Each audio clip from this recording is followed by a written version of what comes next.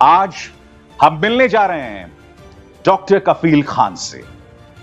Doctor कफील खान, जिन्हें Allahabad high court के आदेश के बाद रिहा कर दिया गया और रिहाई में साफ तौर पर कहा गया कि जिस भाषण के लिए उन्हें जेल में रखा गया और रासुका यानी कि नेशनल सिक्योरिटी एक्ट लगाया गया, 1980 का नेशनल सिक्योरिटी एक्ट, उस भाषण के जरिए उन्होंने समाज में नफरत नहीं फैलाई, उल्टा उस भाषण के जरिए उन्होंने समाज में एकता की मिसाल दी। मैं ये सोच रहा हूं कि सरकार उनके खिलाफ किस कदर पीछे पड़ गई कि आखिरी लम्हों में रिहाई के बावजूद डीएम उन्हें छोड़ने को राजी नहीं थे और रिहाई के बाद भी उन्हें किस तरह से टारगेट किया गया या किया जा रहा है अब भी, वो अब बताने वाले हैं मेरे साथ इंटरव्यू में। इंटरव्यू का रुख करने से पहले मैं आपको एक वीडियो दिखाना चाहता हूं। रिहाई के बाद डॉक्टर कफील अपने बच्चों से मिले। आप जानते हैं जब वो जेल गए थे तब उनका बेटा 7 या 8 महीने का था।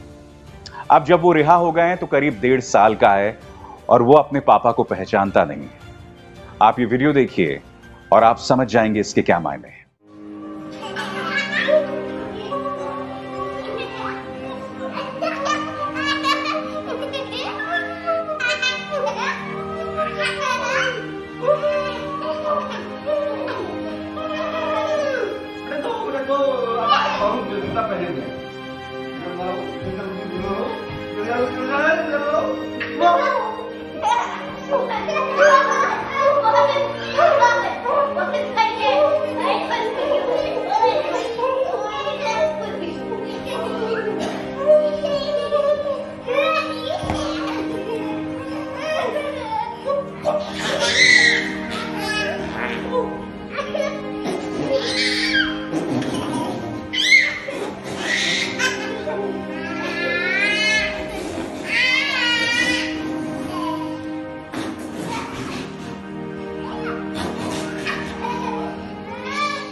तो देखा आपने डॉक्टर कफील खान अपने बच्चों के साथ, और जैसे कि मैंने कहा कि मैंने डॉक्टर कफील खान से बात की।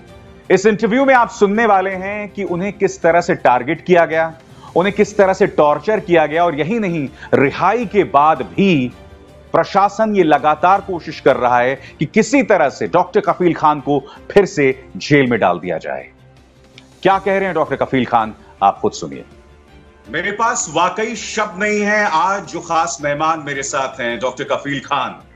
मैं आपको बता दूं, गोरखपुर में इंसेफेलाइटिस को लेकर जब सैकड़ों की तादाद में बच्चे मारे गए थे और जब उस वक्त डॉक्टर कफील खान को बलि का बकरा बनाया गया था, तो मेरे जैसे कुछ गिने चुने पत्रकार थे जिन्होंने उनके पक्ष को मीडिया के सामने रखा, वरना डॉक्टर कफील खान के बारे में मुख्यधारा की मीडिया ने न जाने क्या क्या कह दिया। मुझे याद है सर, मुझे याद है, हद से गुजरा है और पिछले 200 दिनों से जेल में, वो भी बगैर किसी गुनाह के। आज मेरे साथ डॉक्टर कफील खान है। डॉक्टर कफील खान, जेल में आपके साथ क्या हुआ वो मैं आपसे चर्चा करूंगा आगे। मैं सबसे पहले आपसे ये पूछना चाहता हूं, क्या ये सही है कि आखिरी मौके तक योगी सरकार या उत्तर प्रदेश प्रशासन ये कोशिश कर रहा था कि आप जेल में बने रहें और आपकी मियाद को और किसी तरह से बढ़ा दिया जाए या किसी न किसी धारा में फिर फंसा के आपको अंदर कर दिया जाए? सबसे पहले तो मैं सर आपको एक बात कहूंगा कि आपने जो पहली बात कही कि बीआरडी ऑक्सीजन ट्रेजेडी के बाद अगर कोई बोलने वाला था तो अभिषेक शर्मा था। मुझे याद, आज भी याद है कि जब मैं जेल से बाहर आया था तो मैंने बहुत सी वीडियोस देखी थी और मुझे याद है कि आप उस वक्त हर रात जब शाम को स्टूडियो से वापस आते थे तो एक वीडियो बनाया करते थे अपने घर पे बैठ के, और आप उस पर कई बार आपने जो है वो बीआरडी ऑक्सीजन ट्रेजेडी की बात की और बात की कि डॉक्टर कफील को बेगुनाह फंसाया गया है। तो उसके लिए मैं आपको शुक्रिया अदा करूँगा। और इस बार भी जब मैं बाहर वापस आया हूँ तो मेरे भाइयों ने मुझे बताया है, आदिल भाई ने, कि आपने किस तरह से हर मौके पे मतलब जो है मेरी आवाज़ को बुलंद किया है। शुक्रिया, बहुत बहुत शुक्रिया। फिर मैं आपके क्वेश्चन पे आता हूँ सर कि यस दैट इज़ ट्रू। 11:30 बजे सुबह जो है वो सुपरिटेंडेंट ऑफ जेल को सीबीआई का चीफ जस्टिस ऑफ इलाहाबाद का ऑर्डर मिल गया था, डीएम को ऑर्डर मिल गया था। जो 14 पार्टी हमने होम मिनिस्ट्री और यूपी गवर्नमेंट को बनाया था, 14 लोगों को ऑर्डर मिल गया था, लेकिन फिर भी मुझे छोड़ा गया 11:55 पे रात में, और इन 12 घंटे में ये लगातार कोशिश होती रही कि सुपरिटेंडेंट का ये कहना था कि हम डीएम का ऑर्डर का वेट कर रहे हैं। मतलब आप ये सोचिए कि सुपरिटेंडेंट ऑफ जेल को इलाहाबाद के चीफ जस्टिस का ऑर्डर को नहीं मानना है, वो डीएम के ऑर्डर का वेट कर रहा था। डीएम कहता है कि हम अपने हाई कमांड के ऑर्डर का वेट कर रहे हैं, और हाई कमांड के पास संपर्क करो, कहते हैं कि हम आपसे रिसीव नहीं करेंगे। तो उन्होंने कोशिश की थी और पूरी बाहर पुलिस फोर्स लगी हुई थी, और ये इसीलिए हम लोग यूपी छोड़ के भी अभी कुछ दिनों के लिए मैं अपनी फैमिली के साथ यहाँ आ गया हूँ कि कुछ टाइम बिताऊंगा, क्योंकि this time it was not only mental harassment, it was physical also. So I am really traumatised this time. आपका एकदम कहना सही है कि सरकार ने पूरी कोशिश की कि जिस तरह से पिछली बार अलीगढ़ के भड़काऊ जो उनके तथाकथित भाषण कहा गया उन्होंने, उसमें भी जब क्लीन चिट मिल गई थी और मुझे बेल मिल गई थी, तो 4 दिन तक इलीगली डिटेन किया था मुझे, और फिर एनएसए लगा दी थी। जी बिल्कुल डॉक्टर कफील खान, हम उसको नहीं भूले हैं किस तरह से एनएसए लगाया गया। मैं आपसे ये जानना चाहता हूं, आपकी रिहाई के बाद प्रशासन किस तरह की कोशिश कर रहा है? क्या आपकी रिहाई के बाद भी किसी तरह से आपको टारगेट किया जा रहा है, मनोवैज्ञानिक तौर पर, शारीरिक तौर पर? क्या वो थ्रेट अभी भी बदस्तूर बना हुआ है? यस सर, आपको यकीन नहीं होगा, जब एसटीएफ ने, जो स्पेशल टास्क फोर्स ने मुझे मुंबई एयरपोर्ट से गिरफ्तार किया था, तो उस वक्त तो उन्होंने मुझे करीब 48-72 घंटे मुझे खाना तक नहीं दिया था। मतलब कहते हैं एक रोटी एक तक नहीं दी थी, कि मेरे पेट में क्रैम्प आने लगे थे, मेरी इंटेस्टाइन जो है स्क्रीम कर रही थी, और एक ऑफिसर के बाद दूसरा ऑफिसर आता था और बहुत से ऐसे क्वेश्चन पूछे जाते थे जिसका कोई लॉजिक नहीं है। आपने जैसे आपने कोई ऐसा पाउडर का इजाद कर दिया है जिससे लाखों इंडियन मर जाएंगे? मैंने कहा मैं बच्चों का डॉक्टर हूँ, मैंने कैसे कोई साइंटिस्ट तो हूँ नहीं कि पाउडर इजाद करूँगा। आप जापान गए थे, मैंने कहा मैं इंडिया से बाहर नहीं जा सकता, कोर्ट के पास मेरा पासपोर्ट जो है रखा हुआ है, मैं इंडिया के बाहर जा ही नहीं सकता। तो कहते हैं कि क्या आप जो है सरकार गिराना चाहते हैं, आप जो है हमारे पास फोन रिकॉर्डिंग है, आप सरकार को गिराना चाहते हैं। तो इस तरह से झूठे मामले बना के वो किसी न किसी तरह से मुझे फंसाना चाहते थे। और सबसे इम्पोर्टेंट बात है कि लास्ट ईयर बीआरडी के टाइम पे तो उन्होंने मुझे मेंटल हरास किया था, इस बार इन्होंने मुझे बहुत फिजिकली टॉर्चर किया। अब मैं बता नहीं सकता। समझना चाहता हूं डॉक्टर कफील, क्योंकि आप 200 दिन तक अंदर थे, एक ऐसा वक्त जब पूरे देश में कोरोना संकट को लेकर एक मायूसी थी, लोग घरों में थे, नौकरियां बर्बाद हो गई थी, मजदूर सड़क पर मर रहे थे, और ऐसे हालात में आप जेल में थे। मैं वही आपसे समझना चाहता हूं, वो 200 दिन में क्या कोई ऐसा वक्त भी आया था जब आप पूरी तरह से नाउम्मीद हो गए थे?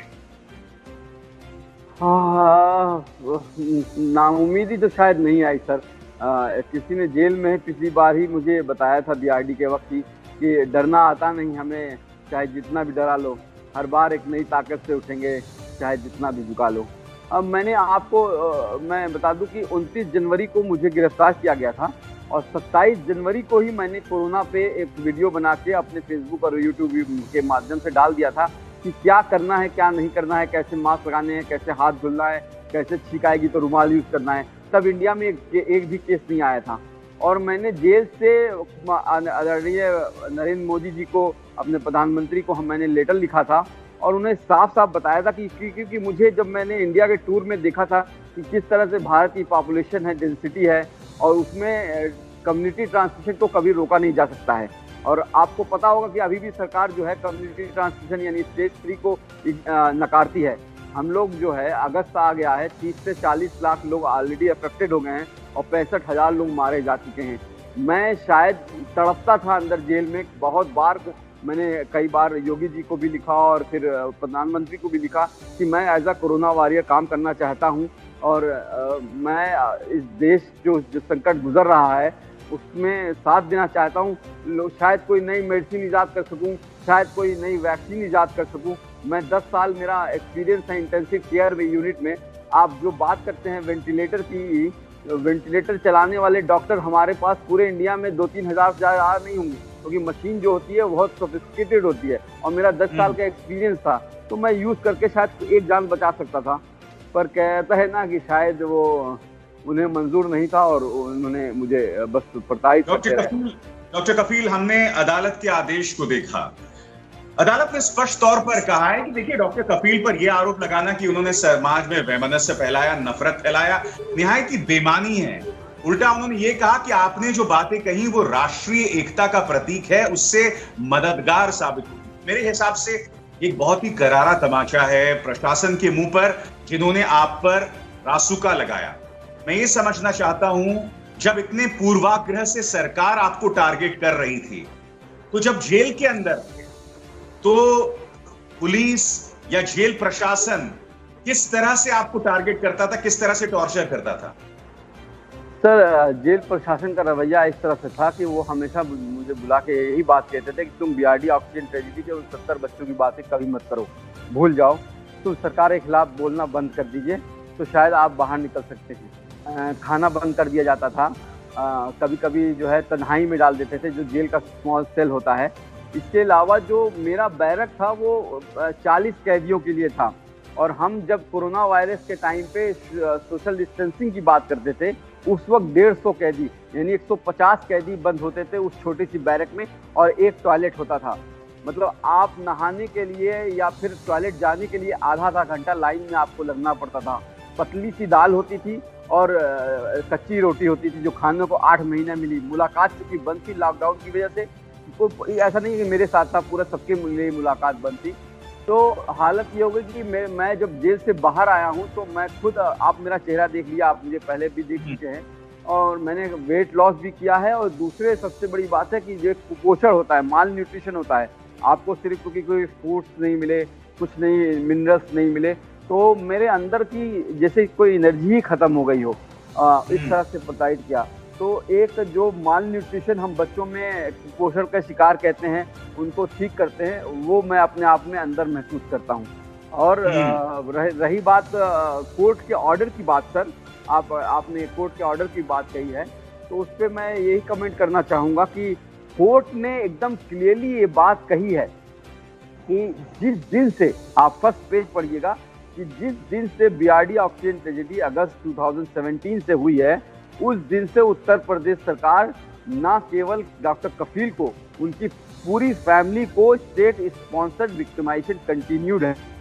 ये साफ साफ लिखा है उन्होंने। इसके अलावा उन्होंने लिखा है कि डॉक्टर जो डिस्ट्रिक्ट मजिस्ट्रेट अलीगढ़ ने अपने विम्स और पावर से, अपनी सोच से सेलेक्टिव जो 25 से 30 मिनट की स्पीच थी, उसको काट के 1 मिनट की स्पीच बना के और हेट्रेड और वायलेंस की बात कही है। बट बिल्कुल डॉक्टर कफील, सबसे दुख की बात यह है कि इस तरह से कट एंड पेस्ट स्टेट कर रहा था, सबसे दुख की बात है। और मुझे जानते हैं, मैंने जब पूरा ऑर्डर पढ़ा 42 पन्नों का, तो मुझे आखिरी 3 पैराग्राफ्स पे मेरी नजर रुक गई।